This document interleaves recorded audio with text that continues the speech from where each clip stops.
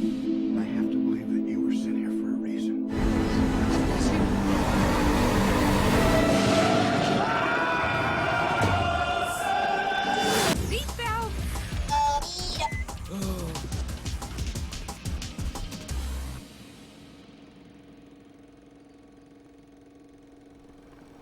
Hello and welcome to Screening Room. I'm Haley Seitz. I'm Alyssa Wolf. And I'm Stacia Terry. On Screening Room, we review 3 different movies of a particular theme, and this week we decided to go with Hugh Jackman. Later, Alyssa will tell you about why, but first I'm going to explain to you a little bit about the 2013 movie Prisoners. Prisoners starts off with Keller Dover, played by Hugh Jackman, and his son Ralph hunting. The movie then takes you to their Thanksgiving dinner with Keller's family, his wife, Ralph, and their young daughter Anna, and their neighbors and friends, Franklin Birch, his wife Nancy, their teenage daughter Eliza, and their little daughter Joy to celebrate. The 2 young daughters, Anna and Joy, go outside to play and are climbing on and around an RV. Eventually, the older siblings convince the 2 girls to get off of the RV because they think someone may be inside. Later, Anna asks her father to go to their house with Joy in order to find her emergency whistle. Keller doesn't go with them, and it isn't until a while later that they realize that the 2 girls didn't come back. They call the police department, and Detective Loki, played by Jake Gyllenhaal, is assigned to their case. The driver of the RV, a teenager named Alex Jones, is arrested until they realize he has the IQ of a 10-year-old. Keller still believes Alex is to blame, so he imprisons him and tries to get him to confess. The rest of the movie is Keller proving just how far he will go to get his daughter back. Without giving the rest away, let's look at the trailer.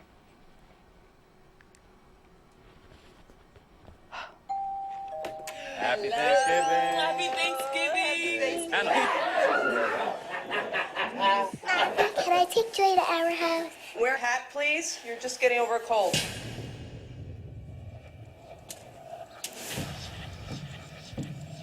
Where are your sisters?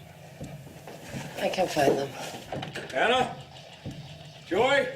I checked the entire house. They're not here. They weren't outside. It's starting to rain, I think. Dad, there was this RV, and they were playing on it. We thought there was someone inside. You wait here. Let me go!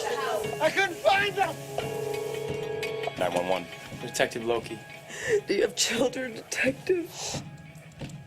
I'm gonna find your daughters. Caller reported an RV was parked at a rest stop off Route 46. Show me your hands! Where'd you put those girls? Where are they? What do you got? We didn't find anything. This thing's clean. That boy has never been in trouble a day in his life. They're letting him go. What? The police said they're letting him go today. Why aren't you sending someone out to go arrest this guy? Well, he has the IQ of a 10-year-old. There's no way he could abduct 2 girls and then make them disappear. Maybe he wasn't on his own. We're considering all possibilities. I don't think you are considering all possibilities. Just let me do my job. 4 days have passed since Anna Dover and Joy Birch were last seen by their families. I have 9 level 3 offenders living within a 10-mile radius. Keep knocking on doors. Mind if I take a look around? Why don't you tell me his name? He said he took them. Did he say he was with anybody? We found something.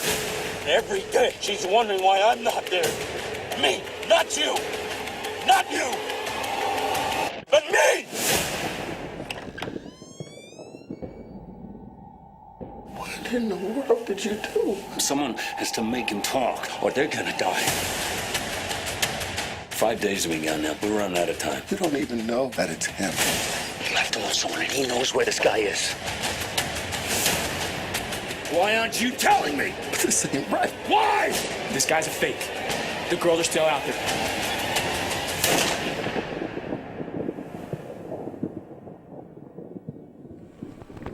Okay, kind of like the trailer shows, it's a pretty intense movie. It holds your attention the whole time. Really suspenseful, I thought. I didn't really know what to expect before watching it. But what was your guys' favorite parts of the movie? Just like a little bit. Well, personally for me, I mean, I love suspense thriller movies. So, I mean, just from seeing previews like this before I actually saw the movie, I knew that I would like it. And my favorite part of the movie actually was when they took Alex into custody and when actually he put up the board and he had him inside of there and the wife came back. And at first she was like, what are you doing? And she didn't support what the husband was doing. And then she was like, don't you want our daughter back? She turned, and she was actually for them keeping him there and beating him up. So that's really when I was like going to wonder what was going to happen, because I thought that the wife might just go to the police right away and say that he needs to be back in custody. Yeah, I kind of just liked how there were so many twists and turns in the movie. Like, there just kept popping up new things that added to the story, and then near the end, you see how they all kind of combine, and like how it all merges into one giant story. And I guess you're constantly like thinking, what would I do if I was put in this situation? Right, exactly. Do I agree with what he's doing? Or what if that was my husband? Like, you kind of picture yourself in that situation. What would you do? Like, how far would you go if those were your kids? Well, if those were my kids, I mean, I don't blame them for doing exactly what they did. And kind of just from the sibling perspective, I have a little sister myself, so if that were to happen to me, then I'd be fully supporting what my dad was doing, just capturing the guy who we thought was guilty, and I'd be doing everything I can, just like they did, to get my sister back. So I guess, like, the end cuts off before it sees what happens, so you don't know what's going to happen. So you don't really know what happens, yeah.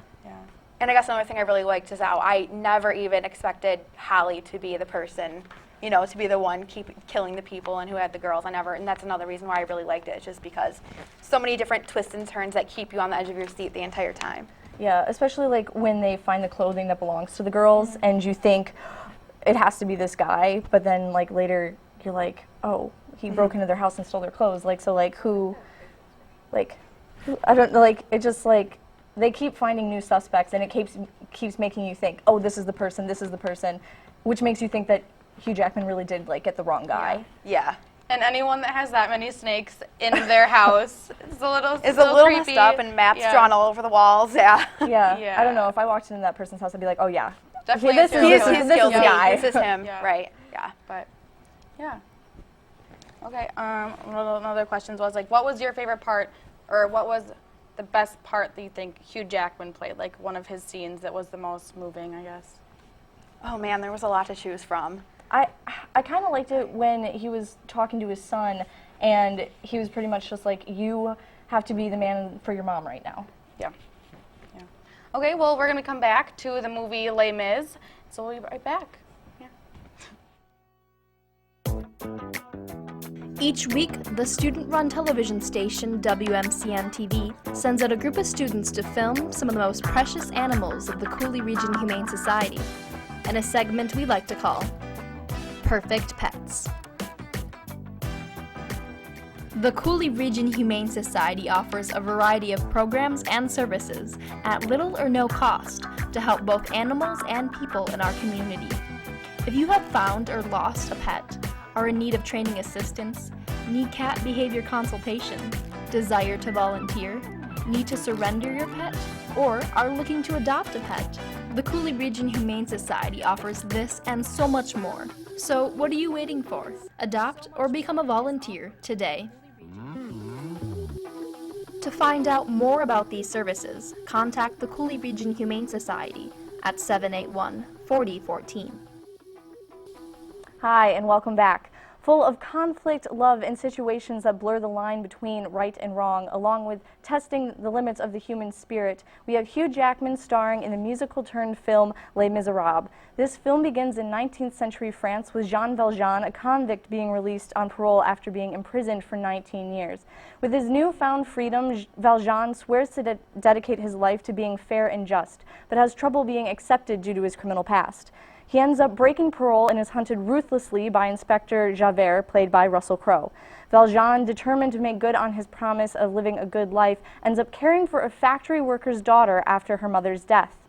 This decision ends up changing the lives of many of the characters forever. A movie filled with hope and the pursuit of dreams, Les Mis is a must-watch, filled with wonderful musical performances by its star-studded cast, including the man of the hour, Hugh Jackman, and also including the talents of Anne Hathaway, Eddie Redmayne, and Helen Bowman Carter, just to name a few. Here is a look at the film.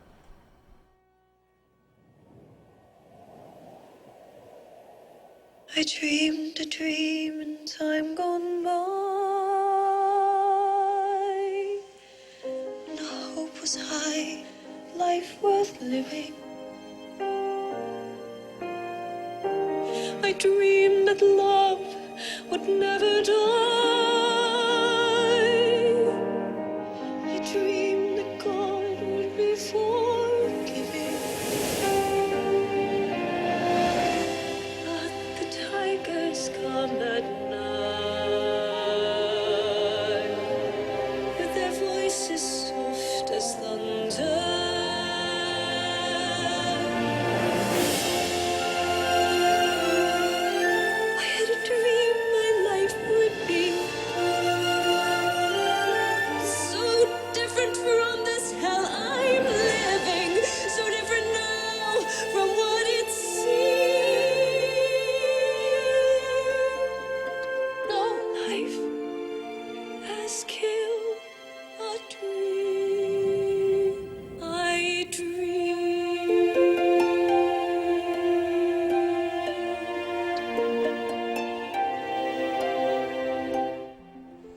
Right, so many people would say that this is a very different movie for Hugh Jackman's movie career.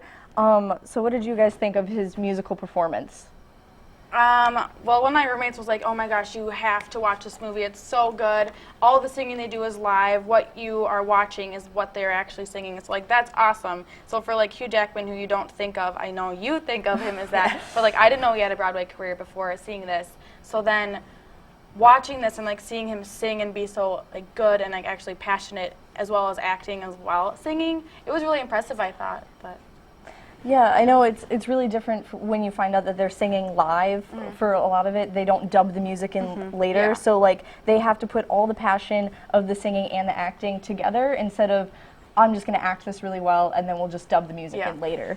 I mean, I thought that he did a phenomenal job at the role playing that he did, but I mean, even though I'm not that big of a fan of musicals, I did think the movie was still pretty good just because of the cinematography part of it and the costume design and the way that, you know, the actors looked during it and the costumes that they wore and the art design as well. So, I mean, even though I'm not super into musicals, that's part of the reason I did like it is because of how they looked and the whole cinematography part of it as well. And I guess another thing that kind of was just hard to wrap my head around was the lack of spoken dialogue during the movie.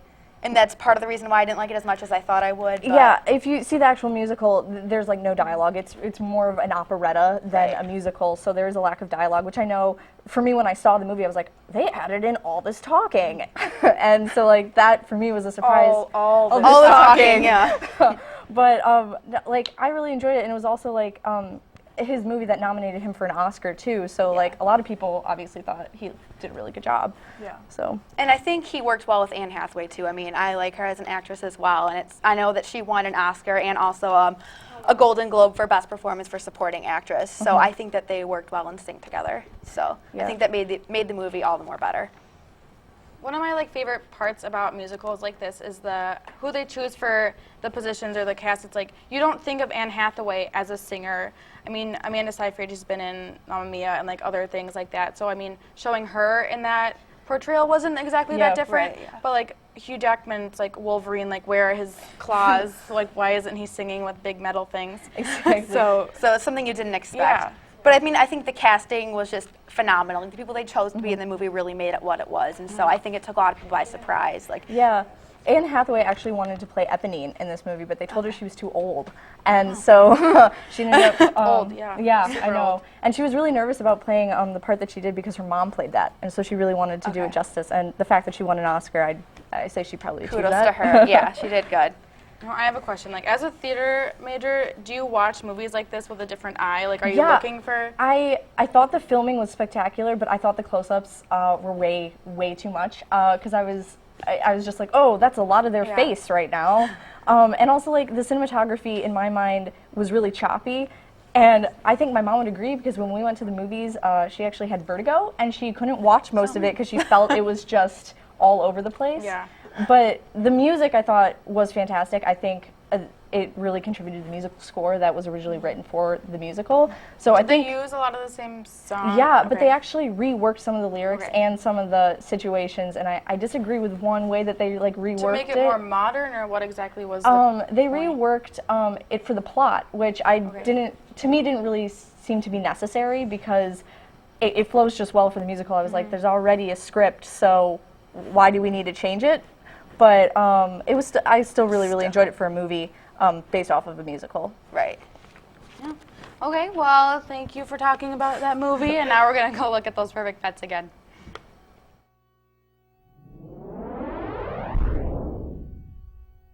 At the University of Wisconsin-La Crosse, surround yourself with potential. Surround yourself with lifelong friends. Step on campus and be welcomed with a friendly smile. It's just like home. Surround yourself with nature's beauty. Nestled in western Wisconsin's driftless area, it's perfect for learning. Hike the bluffs, bike the marsh, soar. Surround yourself with challenging academics.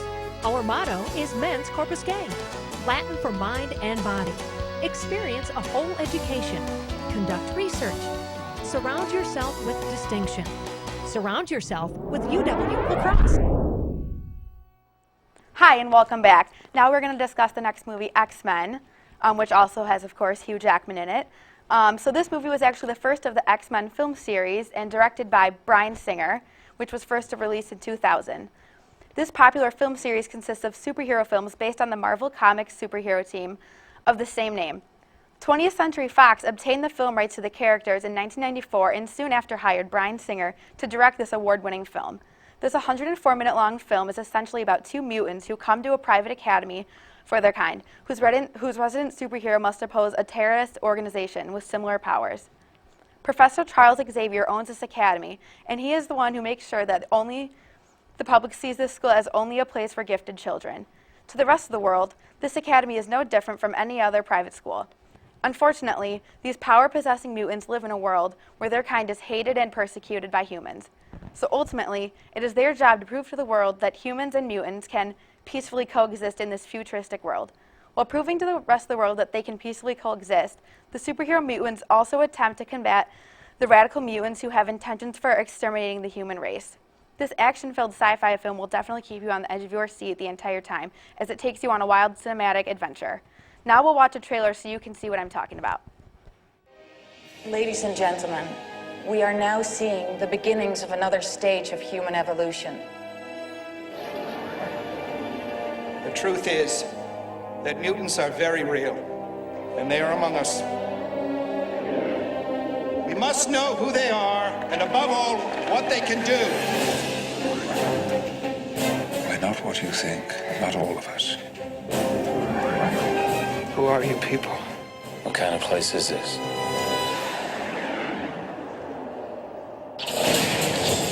I'm Professor Charles Xavier. I built this school where mutants could learn to focus their powers in a positive way, and also learn that mankind was not evil, just uninformed. You'll be safe here from Magneto, a very powerful mutant who believes that a war is brewing between mutants and the rest of humanity. There is a war coming. You sure you're on the right side?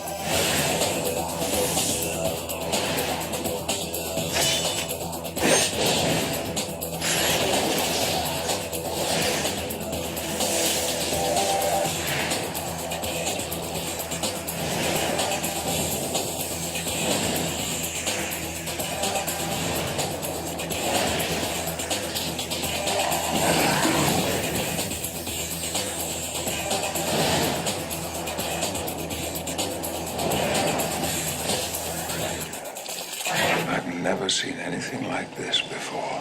We are the future, Charles, not them. They no longer matter. Hold on to something.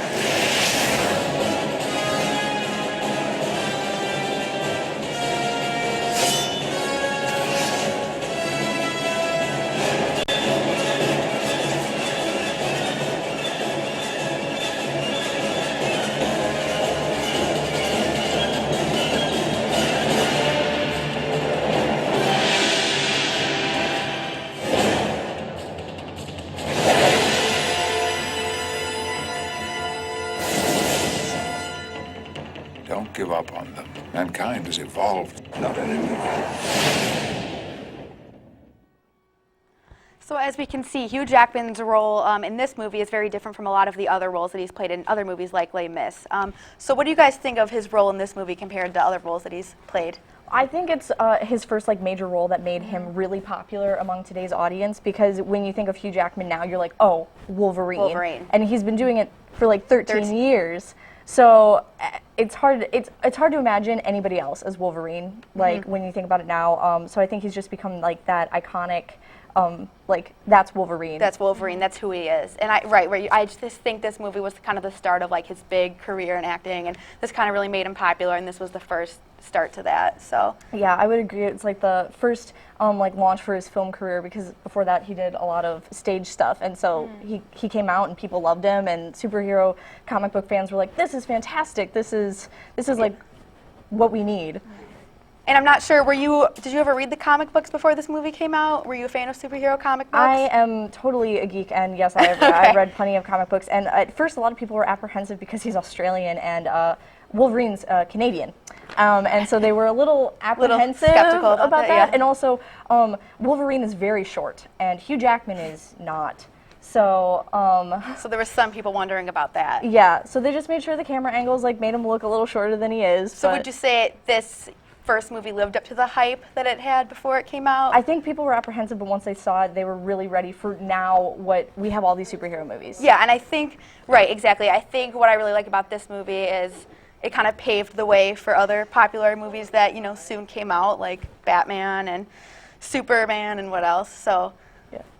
Have you seen the other Wolverine movies, or did you like just watch X-Men? Because I've never seen any of the other ones, so I can't compare just like watching the X-Men. I've seen, I don't really like the rest of like the X-Men series because I think they, like the first one's really good, it introduces it, but then like it's still in the early 2000s, like, so like it's just not as great as them now. Like, so in the beginning movies, I think they actually had like metal somehow on his hands, and then they changed it so that it was CGIs instead. So I'm sure that looks really different in the newer movies. Yeah. And like one just came out last year, so comparing the cinematography and just like the filming, I'm sure is a lot. And the evolution with the costumes as well, because they make him look like an animal, like really like they kind of make him pretty hairy, and you're like, what? And so now he's more like buff and like, I don't know, dreamy-ish kind of. So that's changed a lot throughout all of the movies. Yeah, they really elevated the costumes overall. And I think that's a good thing too, because I know a lot of the critics that were reviewing this movie kind of said like that's the one thing that they were disappointed in, is that the costumes that they had were kind of cheesy. But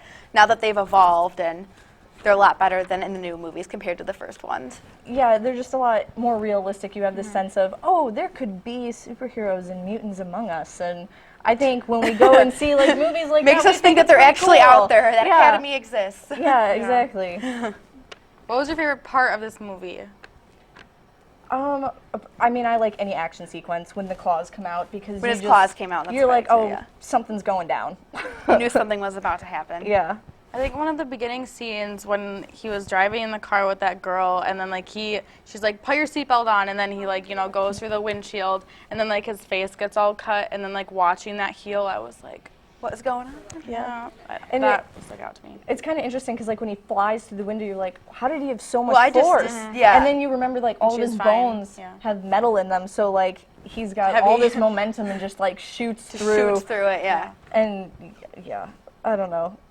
I mean, I had never seen it before. I watched, you know, this past weekend, and so when he flew through the windshield, I just assumed that he was dead, and then when he popped back up, I was like, okay, clearly something's going to be happening with this guy. You know he can't die because there's like 7 right, more and you can't even die. I know, right? You're like, he's been doing this quickly for 13 became years. aware of that. Yeah. Yeah.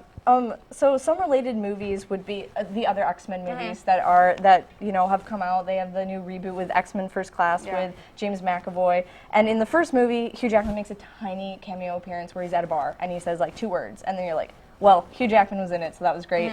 But now like the X-Men Days of Future Past, he has like a bigger role and is more part of the team. More involved, yeah.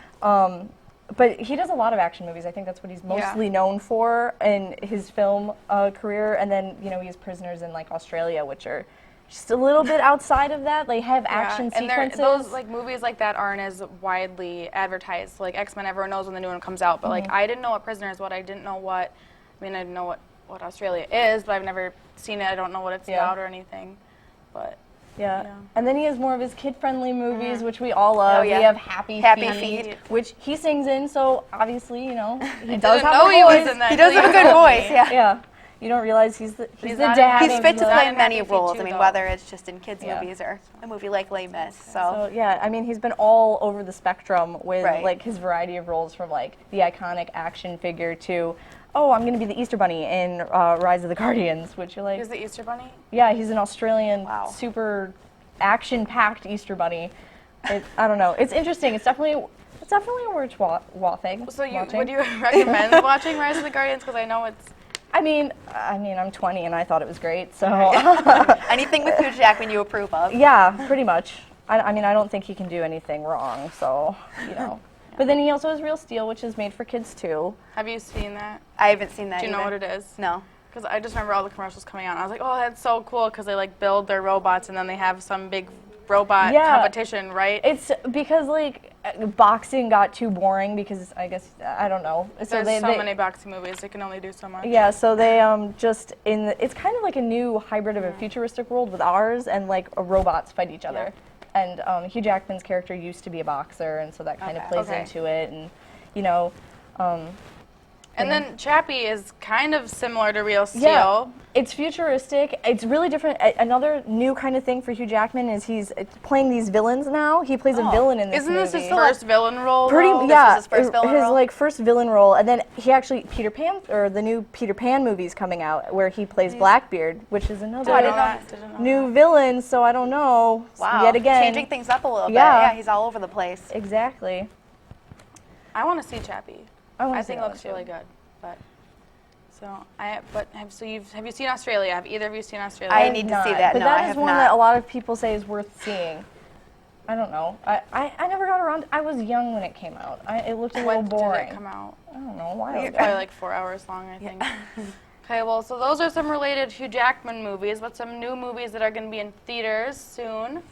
Some of those movies are The Longest Ride, Furious 7, Woman in Gold, Get Hard, and Cinderella. Cinderella is something that I really want to see. I've heard nothing but good things about that. And I have to see Furious 7 to see the Paul Walker tribute. Oh, yeah. Yes. I think I might see The Longest Ride with my roommates tonight. Yeah. I actually saw Furious 7 with my dad, and we really enjoyed it. Good. He liked it? It's good. And you don't need to see the other ones to understand this one. Just so anybody can go and see it. Anybody can go and see it. And then some coming soon. On the 17th, we have Unfriended, Paul Blart Mall Cop 2. That looks pretty funny. I don't know. I might go and see that. Monsters, Dark Content, and Child 44. And then on the 24th, The Age of Adeline. I want to see that. I want to see that just because of Blake Lively. Yeah, no, my roommate and I were already made plans. Like when that movie comes out, we're gonna go and see it. So good. Yeah, it just looks so good. No, it looks like a really sweet story. New on DVD. So new on DVD, there's Interstellar, Wild with Reese Witherspoon, The Imitation Game, and The Immigrant. So Wild is another one that I definitely need to get around to seeing soon. My family saw it together, and they said, don't watch it with your family, but watch it. Did you guys read the book? No. No. Okay. My mom did. She has a book club, so she's that makes on that. At the Riv, there's Paddington, McFarland USA, Jupiter Ascending, Still Alice, and SpongeBob movie SpongeBob Out of Water. So I want to see Still Alice because it got an Oscar. What is it? Yeah, what is it? Julianne Moore's in it, and she got an Oscar for it. So gonna check that out. How about Paddington? I want to see Paddington, but I don't know. I really like the cartoon movies because I like to relive my childhood. So I'm getting too old. It is like a kid movie. It is a kid right? movie. Yeah, I mean it's meant for kids. I think for sure. But it's cool because it's a hybrid of animation and people. Okay. Well, we just spent the last 25 minutes or so talking about Hugh Jackman. So Alyssa, would you like to tell us how your love for him came about? I don't know. I guess I first really. I like superhero movies. I saw him in the X-Men movies, and I was just like all about that. And then you just see so many different roles that he's played, from animation to being able to sing, and so you just see that he doesn't get typecast. He doesn't get stuck in one role. So you get to see him just all over the spectrum with like what he can do. And I think a lot of actors today you see like, oh, he's the pretty boy, or she's the girl next door, or stuff like that. And he doesn't have one specific type. He's not just known for the Wolverine. He's all over the place. Like Chris Hemsworth is going to be Thor, and he's going to be Thor for the rest of his life, and that's pretty much it. Yep. Yeah. Hugh Jackman didn't get stuck, so. Yeah. Okay, well, thank you guys for watching Screening Room. Hope you learned a lot about Hugh Jackman, and stay tuned for Week in Review on Thursday.